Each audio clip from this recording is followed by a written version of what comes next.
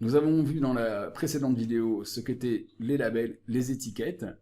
Nous allons maintenant travailler ou voir comment on peut appliquer ces étiquettes, afficher les étiquettes, effectuer des opérations avec les labels. On va trouver donc deux modes. Le mode impératif, donc qu'on déconseille, bien sûr, mais qui peut servir pour des démonstrations, qui peut servir pour des tests, et également le mode impératif qu'on verra, le mode déclaratif, pardon, qu'on va voir juste après. Alors comment je peux, ici, dans l'exemple, appliquer des labels à des pods ou à des objets? On trouve donc deux pods, un pod qui s'appelle app front-end, ou un pod qui s'appelle, pardon, front-end, et qui a comme label app front-end et l'environnement prod, ou env-prod. De la même façon, on a un autre pod, ici, dont son nom s'appelle BDD, et il a deux labels, son application, ou la clé, qui est app, et la valeur BDD, la clé env égale la clé prod. Alors, on va aller voir ensemble comment on peut manipuler tout ça. Alors, nous sommes sur notre serveur, et donc on va tout simplement lancer la petite commande kubectl run. Je vais lui dire, crée-moi un front-end. Alors, je vais mettre un petit 1. Alors, le nom, du coup, de nos déploiements, le nom de nos pods nous intéresse peu, parce qu'en fait, on va jamais travailler, du coup, avec les noms, mais avec les labels. Alors, on va lui mettre une petite image, un serveur Nginx, par exemple, et là, on va lui ajouter des labels. Donc, je lui dis, ici, on te rajoute, donc, des labels entre guillemets, comme ça, ou entre guillemets, pardon, entre double cote ou entre simple cote, les deux fonctionnent. Je vais dire ici app front-end, comme ceci. Il y a une version, la version, je pourrais mettre vert, je vais mettre juste vert, version égale, par exemple, version 1. Ici, je vais lui mettre l'environnement de travail, c'est l'environnement de prod, comme ceci. Hop, et là, je crée donc, ici, un pod. Il me dit front-end créé. Donc, je recommence. Ici, je vais changer d'environnement. Non, je vais le laisser dans l'environnement. Je vais mettre une version 2. Donc, la même chose, et il y a juste la version qui va changer. Ok. Donc, la même application. On va refaire une petite dernière. Cette fois, on va le mettre en version test. Et on va laisser comme ceci. Comme ça me permet d'effectuer des actions. Donc, maintenant, je vais créer une nouvelle application. C'est l'application, on va l'appeler base de données, ici. Donc, -1, par exemple. L'image qu'on va utiliser, c'est cette fois MariaDB. Ok, comme ceci. Et pareil, on va leur ajouter des labels. Ou on va lui ajouter des labels. Donc, égal, voilà. Et app, cette fois, c'est BDD, ici. Elle est dans un environnement de prod. Éventuellement, on n'est même pas obligé de mettre une version. On pourrait y mettre une version. Je vais mettre version, par exemple. Donc, on a dit verse, je sais pas moi, 2.3, c'est pas très important, en fait. Comme ceci. C'est juste pour que vous compreniez. Et on va mettre une version, on va laisser la version 2.3 et non, on va mettre une version 3, allez, on change, et on va mettre ça dans un environnement de test, également. Donc on a plusieurs pods en environnement de test, pardon, d'autres en prod. Ok. Donc maintenant, on va voir comment on peut sélectionner tout ça. Alors, je veux lister, par exemple, tous les pods. Alors, lister, supprimer, quelle que soit l'action que j'effectue dessus, c'est le même principe. Et ici, j'ai donc -L pour sélectionner les labels. J'ai aussi -selector, je vais vous le montrer. Donc, je voudrais, par exemple, récupérer tout ce qui est dans l'environnement de prod. Donc, je vais mettre env égale prod, comme ceci. Et donc, il m'affiche, voilà, les 3 pods qui se trouvent ici en environnement de prod. Ils sont pending parce qu'ils doivent chercher les images, probablement, je ne sais pas trop ce qu'ils font. Ok, je peux lui dire également, je veux... alors, je voudrais, par exemple, je veux faire un ou. Je veux l'environnement de test, comme ceci. D'accord. Alors, je vais écrire différemment. Je vais vous montrer un autre type d'écriture. Donc, je vais mettre env dans, ici. Dans, par exemple, ici. On voudrait prod. Donc c'est le même principe que on va trouver en haut, ici. Donc on va trouver bien sûr les 3. On pourrait lui dire également où, donc je vais rajouter ici, et je vais lui dire dans app in frontend, par exemple, ou BDD, comme ceci. Donc on récupère bien ici uniquement le BDD, d'accord. On peut bien sûr trouver plein d'opérateurs, hein. On pourrait lui dire, tac tac tac, donc dans l'environnement de prod, not in, comme ceci, not in BDD. Donc on récupère bien uniquement les front-end, bien sûr. Donc vous avez compris le principe. Donc je peux également faire un kubectl, je vais lui dire getPod, et j'ai l'option aussi selector. On verra un peu plus tard ce que sont les selectors, et je lui dis ici par exemple tu me sors tout ce qui est front-end, comme ceci. Voilà. Et là je récupère bien les pods où on a comme sélecteur de label front-end. Donc si je veux supprimer par exemple uniquement les front-end, c'est-à-dire effectuer une action, et bien ici au lieu de faire un get pod, je vais lui dire tout simplement file-moi un delete pod dessus.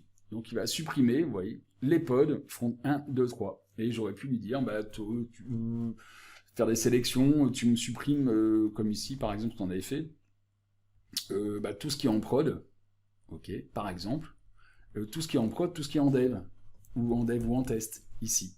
D'accord. Et ici, je lui dis donc, je lui demande à kubectl de supprimer tous les pods qui sont dans l'environnement prod et l'environnement dev.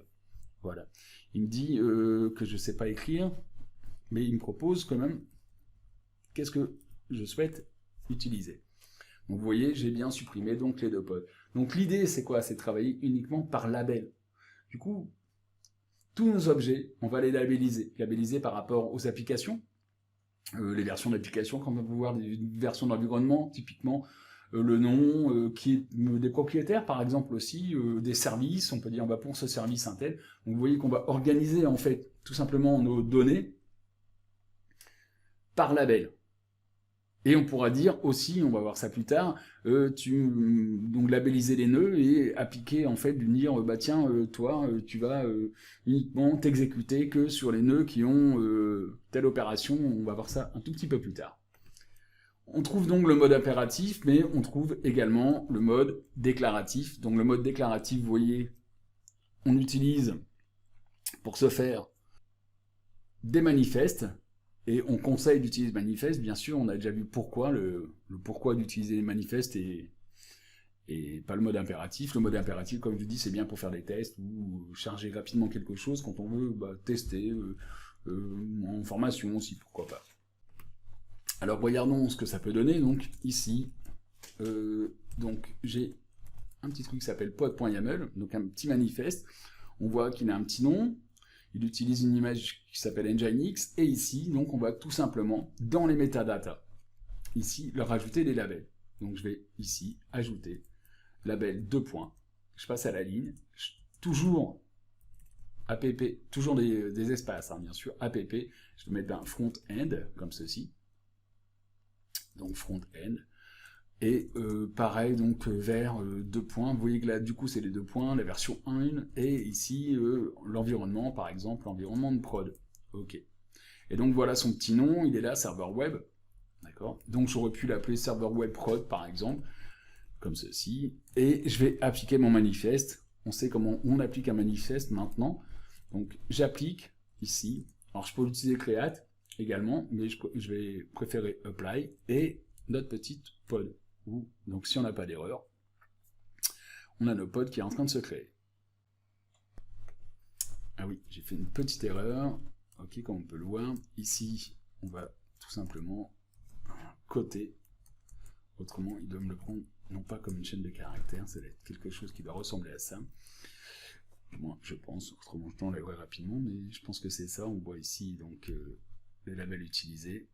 Voilà. Donc vous voyez ici, en fait, il me dit le 1, il n'avait pas pris comme une chaîne de caractères, mais du bigger context, ainsi de suite. Ok, donc voilà. Ici, donc, je peux faire un kubectl, get, pod, comme on avait vu, -l, tout ce qui est en env égale prod, par exemple. Comme ceci. Et donc, je récupère bien mon serveur. Donc on a compris que si je changeais, ici, tout simplement, que je rajoutais par exemple, je changeais d'environnement, ici, je vais lui donner un nouveau nom, parce que forcément, c'est pas le même objet, ici. Et je vais de nouveau appliquer ma configuration. Et pareil, on va pouvoir utiliser donc nos labels et lui dire, bah tiens, je veux ce qui est en environnement ici, env dans prod, comme tout à l'heure. Ok, ici. Également dans prod et dans test.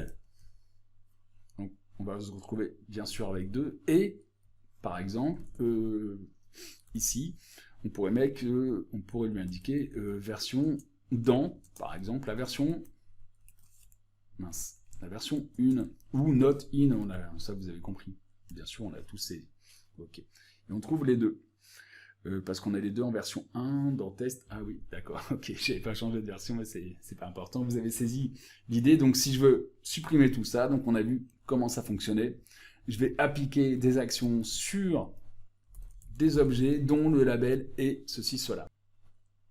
Alors comment je modifie les labels, comment je supprime des labels? On va le regarder en mode impératif. Donc ici, on a un label où on va pouvoir appliquer. Vous voyez, c'est une autre façon d'appliquer un label. J'ai un kubectl label pod nginx. On va lui positionner un label. Donc vous voyez que c'est notre façon de faire de nouveau. Donc j'ai une commande label qui va me permettre de labelliser par exemple les nœuds. On va taper notre petite commande. Donc déjà, on va créer un pod. Je fais un kubectl run, par exemple. Je l'appelle donc nginx pour changer, ou web, pardon, comme ceci, web, avec l'image nginx, et on lance tout ça. Donc il nous dit qu'on a bien un pod qui a été créé. Voilà le pod en question. Get pod, get web, ça marche pas, ça ne fonctionne pas, ce genre de choses. Get po. On voit donc notre pod. Et si je veux voir les labels des pods, je vais faire un petit show label. Je dis affiche-moi aussi les labels. Comme ça, je verrai les labels. Ok. Et il y a un label qui s'appelle run égale web. C'est un label qui était ajouté automatiquement par Kubernetes. Donc maintenant, si je veux lui ajouter du label, je vais pouvoir, comme se faire, lui dire kubectl, labellise-moi le pod dont le nom est web, et tu vas me mettre par exemple version, comme ceci. Excusez-moi, j'enlève ma souris, mon curseur, et tu mets une version 2 par exemple. Ok. Et si je relance ma commande show label, maintenant j'ai un nouveau label qui est existant. Alors si je veux la mettre à jour, c'est-à-dire si je veux changer la, je vais pouvoir utiliser la commande kubectl label version tac tac tac et faire un overwrite dessus, c'est-à-dire réécrire en fait. Alors, donc je lui indique une nouvelle version 2.3 par exemple, et avec l'option -overwrite. Il me dit que faut que je fasse attention à mon... Oh, putain, c'est marrant ça. Alors, c'est marrant, pas top top, mais c'est pas grave. Donc on va aller prendre ça, overwrite. J'ai un petit souci d'évaluation sur le bash. Je fais mon petit show label, et ici, on peut voir qu'on a un nouveau label qui a bien été réécrit. Donc on peut également supprimer notre label. Alors comment je vais supprimer mon label? On va tout simplement utiliser donc la commande label, pod nginx version, et on tire tout simplement le label. Hop, hop, hop, hop, hop. Ici, je lui enlève son label, comme ceci. Voilà. Maintenant, je fais un petit show label, et bien sûr, on n'a plus nos labels. Ok. On n'a plus que le label run égale web. Donc si je veux supprimer mon pod, je pourrais faire un kubectl delete, on revient par là, delete pod, ici, -l, donc tout ce qui porte run égale web, comme ceci. Voilà, il m'a bien supprimé mon pod. Les labels sont une chose extrêmement importante à bien comprendre, à bien maîtriser. N'importe comment, vous avez pu voir que c'est pas bien compliqué. On va aller un tout petit peu plus loin avec les labels.